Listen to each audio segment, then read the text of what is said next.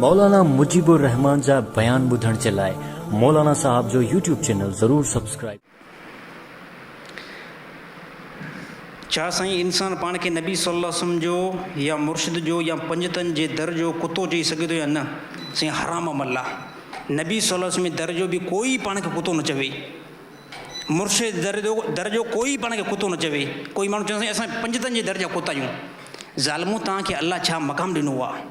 अलाह ताला क़ुरान हकीम में छा फ़रमायो? तव्हां इंसाननि खे असां ख़ूबसूरत बणाए छॾियो आहे। ऐं कुते जी क्वालिटी कहिड़ी आहे ॿुधायमि? कुते जी क्वालिटी नबी सल्लल्लाहु अलैहि वसल्लम ज़माने में कुतो हुयो त कहिड़ा असर निकिता?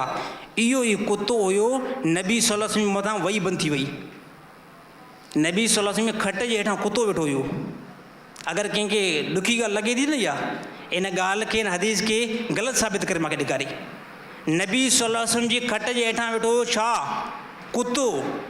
नबी सल्लल्लाहु अलैहि वसल्लम मथां जिब्रील अमीन न पियो अचे। ऐं जिब्रील अमीन बाद में जॾहिं आयो न त नबी सल्लल्लाहु अलैहि वसल्लम फरमायो लेट छा कई अथई? चए साईं कुतो तव्हांजी खट जे हेठां वेठो हुयो। यानी मालूम थियो त हक़ीर मख़लूक आहे न, हक़ीर ऐं बल्कि ज़लील मख़लूक आहे। त कोई माण्हू चए साईं असां नबी जी मोहबत में असां नबी जे दर्जा कुता आहियूं। हा साईं, नबी जी मोहबत में नबी जे दर्जा कुता आहियूं त साईं हे जालप आहे, हे तव्हांजी खोपड़ी जेकी आहे न ग़लति इस्तेमालु थिए थी। हा ईअं जो नबी सल्लल्लाहु अलैहि वसल्लम जा ग़ुलामनि जा ग़ुलाम आहियूं, ॻाल्हि ठहे थी न? नबी सल्लल्लाहु अलैहि वसल्लम जा ग़ुलामनि जा असां ग़ुलाम आहियूं। इहा कहिड़ी ॻाल्हि आहे? नबी सल्लल्लाहु अलैहि वसल्लम जे दरवाजे कुता आहियूं। मुर्शिद जे दरवाजे साईं असां कुता आहियूं।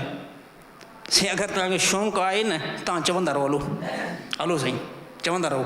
बाक़ी जेकी तव्हां इहा ॻाल्हि ॿुधायूं था न, इहा ॻाल्हि क़ुर खां बि ख़िलाफ़ु आहे, हदीस खां बि ख़िलाफ़ु आहे। क़ुर में अलाह ताला फ़रमायो त इंसान खे असां ख़ूबसूरत बणायो आहे। ऐं इहो कुतो नबी जे खट जे हेठां वेठो हो त छा थी वही बंदि थी वई।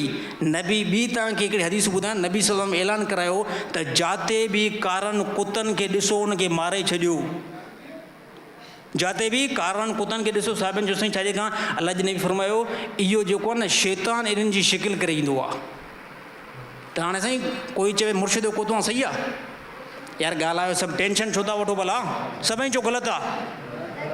नथो अचे आवाज़ साईं? सभई जो ग़लति आहे। कोई बि ईअं न चवे त मां मुर्शिद जे दरवाज़े जो कुतो आहियां ऐं माज़अल्लाह नबी सल्लल्लाहु अलैहि वसल्लम जे दरवाज़े जो कुतो आहियां या पंजतनि जे दर जो कुतो आहियां। बल्कि ईअं चवंदा को नबी सल्लल्लाहु अलैहि वसल्लम मां ग़ुलाम आहियां, पंजतनि जो मां ग़ुलाम आहियां। हा साईं, सहाबियुनि जो मां ग़ुलाम आहियां।